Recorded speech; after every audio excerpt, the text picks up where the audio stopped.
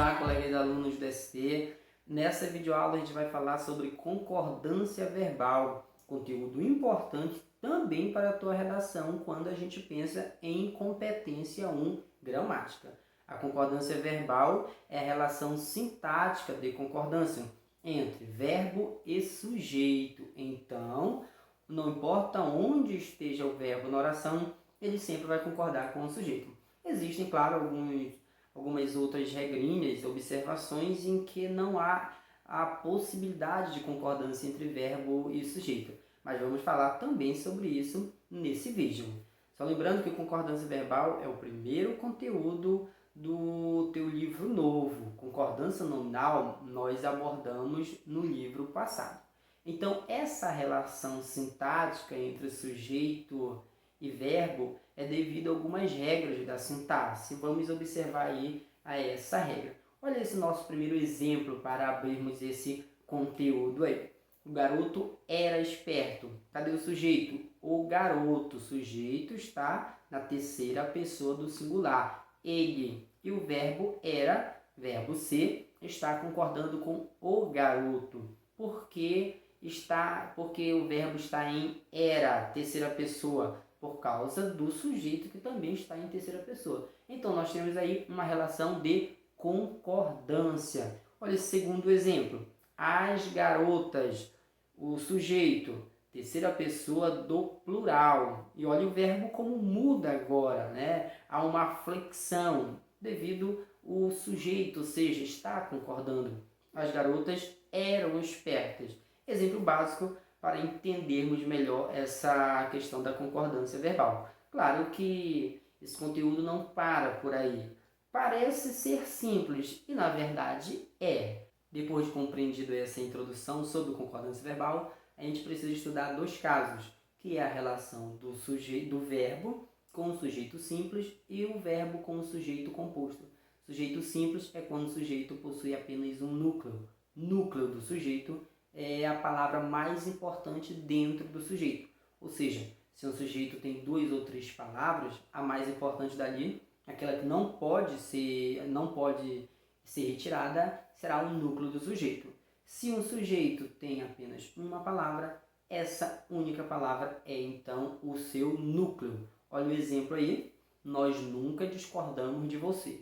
Quem nunca discordou de você? Nós. Uma só palavra, então essa palavra é o próprio núcleo. Ou seja, só tem um núcleo, sujeito simples. Perceba que o sujeito está na primeira pessoa do plural. E o verbo discordar também foi para a primeira pessoa do plural. Segundo exemplo, sumia na estrada poeirenta a última boiada da fazenda. Segundo exemplo, sumia na estrada poeirenta a última boiada da fazenda. Qual é o sujeito? Pergunte ao verbo. Quem sumia na estrada poeirenta? O sujeito é a última estrada, ou melhor, a última boiada da fazenda. É esse trecho. Mas qual a palavra mais importante daí? É boiada. A gente não pode retirar a boiada, senão a gente não sabe o que era esse última da fazenda. Logo, boiada é o núcleo do sujeito. Então, se boiada é o núcleo do sujeito e só temos um, é sujeito simples. E perceba que esse sujeito, boiada, no caso o núcleo, está na terceira pessoa do singular. O verbo sumir, sumia, também na terceira pessoa do singular. Relação básica de concordância verbal entre verbo e sujeito simples. Depois de perceber como a relação de concordância entre verbo e sujeito simples é simples, agora é hora de analisar o sujeito composto, aquele que possui dois ou mais núcleos. Olha só, primeira observação. Quando o sujeito composto estiver posicionado antes do verbo, este ficará no plural. Não esqueça, sujeito posicionado, composto, posicionado antes do verbo, este ficará no plural. Olha o exemplo básico aí. O ônibus e o caminhão deslizaram na pista. Primeiro, perceba que o sujeito tem duas palavras importantes que a gente não pode retirar. O ônibus e o caminhão. Por que esse sujeito é composto? Porque tanto o ônibus quanto o caminhão se relacionam ao verbo deslizar. Ou seja, não foi só o ônibus, nem só o caminhão. Foram os dois. Se são duas palavras importantes dentro do sujeito, então é sujeito composto. E quando o sujeito composto estiver posicionado antes do verbo, ele fica no plural. O verbo deslizaram está no plural porque ônibus e caminhão, que é o sujeito composto, está antes do verbo, ou seja, em sua frente. Outra regrinha básica aí, quando o sujeito composto estiver depois do verbo, ou seja, primeiro o verbo e depois o sujeito composto, o verbo, poderá concordar com o mais próximo ou ficar no plural. Então, sempre que o verbo for colocado para frente e depois vir um sujeito composto, esse verbo pode concordar com o núcleo mais próximo ou ficar no plural, concordando com os dois. Exemplo, foi, verbo na terceira pessoa no singular, ao parque de diversão, o filho, a mãe e o pai. Perceba que o sujeito possui 3 núcleos, o filho, a mãe e o pai. 3 núcleos porque essas 3 palavras, filho, mãe e pai, são importantes para o sujeito. Logo, o sujeito composto aí com 3 núcleos. O verbo está no singular. Por que ele está no singular? Porque ele está iniciando a oração, ele está na frente do sujeito. Então, a gente pode dizer, foi ao parque de diversão o filho, a mãe e o pai, com o verbo no singular, tá? Ou então, foram ao parque de diversão o filho, a mãe e o pai. O verbo, quando estiver na frente, ou fica no singular, terceira pessoa, ou fica no plural, quando o sujeito estiver no final. Regrinha básica, não dá para esquecer, simples. A gente usa muitos desses exemplos na redação. A partir daqui, você vai aplicar esse conteúdo na redação. Então, se ligue nessas regras. Isso é muito importante para você pontuar 200 na competência 1. Mais uma regrinha de concordância entre verbo e sujeito composto. Olha só. Quando o verbo for constituído de pessoas gramaticais diferentes, ele ficará no plural. Como assim pessoas gramaticais diferentes? Exemplo, o eu, o tu, o ele, o nós, o vós, eles ou elas. Quando o sujeito for formado pela essa mistura de pessoas gramaticais, então o sujeito deve ficar, então o verbo deve ficar no plural. Olha o exemplo aí. Você, que no caso refere-se à segunda pessoa, mas concorda na terceira. Sua prima, que é terceira pessoa, é ela, e eu, primeira pessoa, né? Primeira pessoa aí do singular. Iremos ao cinema. Quem irá ao cinema?